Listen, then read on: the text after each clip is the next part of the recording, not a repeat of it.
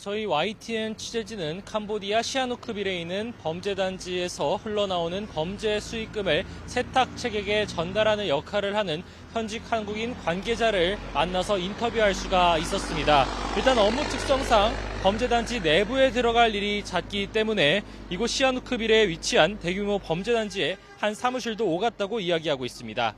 어제 저희 취재진이 찾아가보고 드론으로도 찍었던 곳인데요. 일단 A씨는 범죄단지에서 일하는 사람 가운데 한국인들은 20%가량 돼 보인다고 설명했습니다.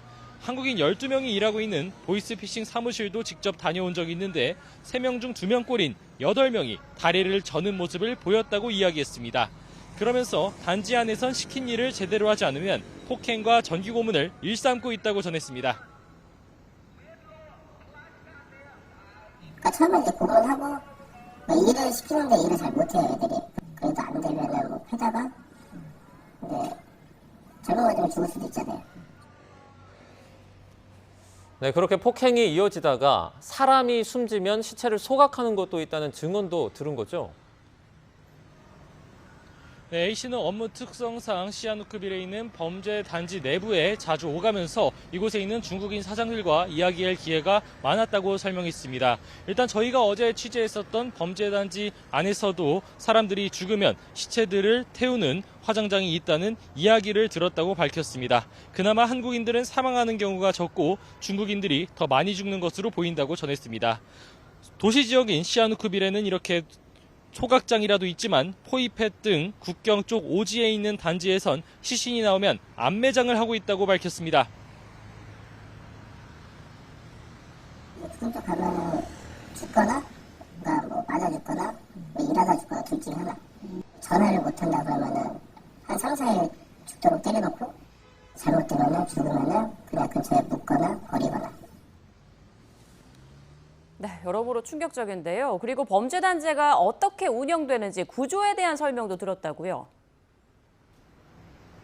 네, 거대한 범죄 단지를 소유하고 있는 건 중국 쪽 자본으로 보면 된다고 이야기했습니다. 그 밑에서 중국인 사장들이 수많은 사무실들을 관리하고 있다는 설명인데요. 또 그 아래에는 총괄 관리자가 있고 밑에는 보이스피싱이나 로맨스 스캠 등 조직원들이 일하는 구조라고 설명했습니다. 3m 높이 벽이 둘러쳐진 단지 내부는 식당은 물론 헬스장까지 있어 거의 모든 것을 해결할 수 있는 복합생활 건물 수준이라고 전했습니다. 범죄 실적이 좋은 경우엔 바깥으로 외출이 허용되지만 강제로 범죄단지에 끌려온 사람들은 벽 바깥을 나설 기회가 전혀 없다고 밝혔습니다. 게다가 현지 당국과 범죄단지 사이 유착관계에 대한 설명도 들었다고요.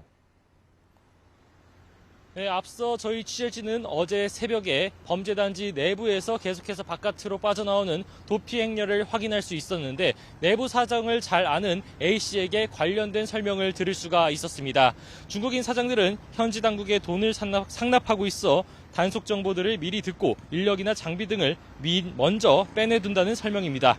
만약 단속이 오더라도 아래쪽 입구에서 경비원들이 일단 막아 세우고 그 사이에 피신할 시간을 벌 수 있다고 합니다.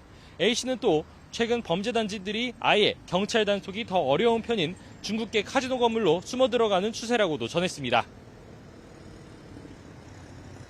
카지노 들어갈 때도 거기서 애들 그것도 승인해야 되고 또 거기서 또 외치다 때 2번 승인해야 되니까.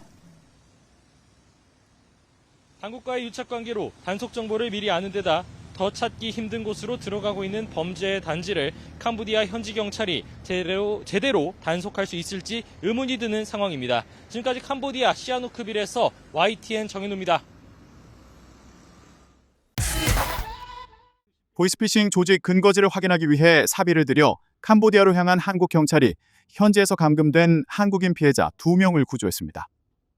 그는 구조한 피해자가 캄보디아의 범죄 단지에 들어가자마자 감금을 당하고 통장을 빼앗겼다고 한다며 총책으로 보이는 중국인과 조선족으로 보이는 인물이 머리에 권총을 들이대며 쏴 죽이겠다. 가족도 가만두지 않겠다고 협박했다고 현재 심각한 상황을 전했습니다. 경찰에 따르면 오영훈 부산 서부경찰서 수사과장은 지난 8월 21일부터 24일까지 사비를 들여 캄보디아 프놈펜을 찾았습니다. 수사 중인 투자 리딩 사기 조직의 근거지를 직접 확인하기 위해서였습니다. 명확한 증거가 없어 공식 출장을 낼 수는 없었지만 동남아 현지에서 이루어지는 범죄 실태를 직접 확인하고자 나선 것입니다. 그는 프놈펜 국제공항 도착 직후와 귀국편에서 각각 피해자 2명을 구조했습니다. 오 수사과장은 16일 채널 A와의 인터뷰에서 한 청년은 고소득 일자리를 얻는다는 말만 믿고 캄보디아로 향했다며 옆방에서 간이나 눈을 적출한다는 이야기까지 들리자 극도의 공포에 시달렸다고 말했다고 밝혔습니다. 이는 현지에서 납치와 장기 매매까지 이루어지고 있음을 시사하는 대목입니다. 오 수사과장은 현지 탐문 수사 과정에서도 강한 위협을 느꼈다고 말했습니다.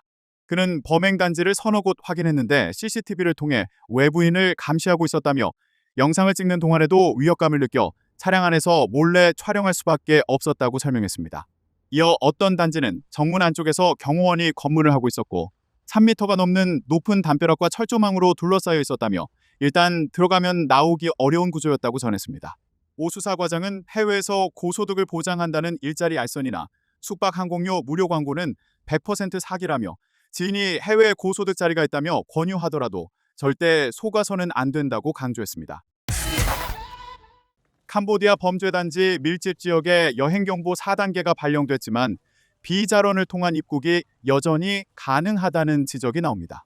비자론은 외국인 체류기간이 입국한 날부터 계산되는 점을 이용해 인접국가를 오가며 무비자 체류기간을 갱신하는 편법 행위를 말하지만 최근 캄보디아 범죄단지 모집책 사이에서는 인접국가 경유를 뜻하는 말로 사용되고 있습니다. 17일 연합뉴스 취재를 종합하면 전날 0시를 기해 캄보디아 캄포주 보코산 지역 바베시, 포이페시가 여행금지 지역으로 지정된 뒤로 범죄단지 구인 구직 플랫폼에는 인접국을 경유해 캄보디아로 입국하는 방식이 확산하고 있습니다. 한 대포통장 모집책은 호찌민을 거쳐서 갈 수 있다며 베트남에서 비행기를 또 태워야 한다고 말했습니다.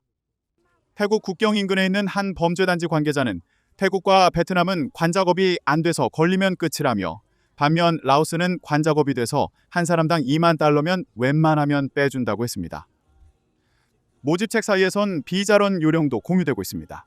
베트남 떠인인성 목바이 검문소를 지나 캄보디아로 가려면 바베시를 지나야 하는데 여행금지 지역이 됐으므로 태국을 거쳐야 한다는 식입니다.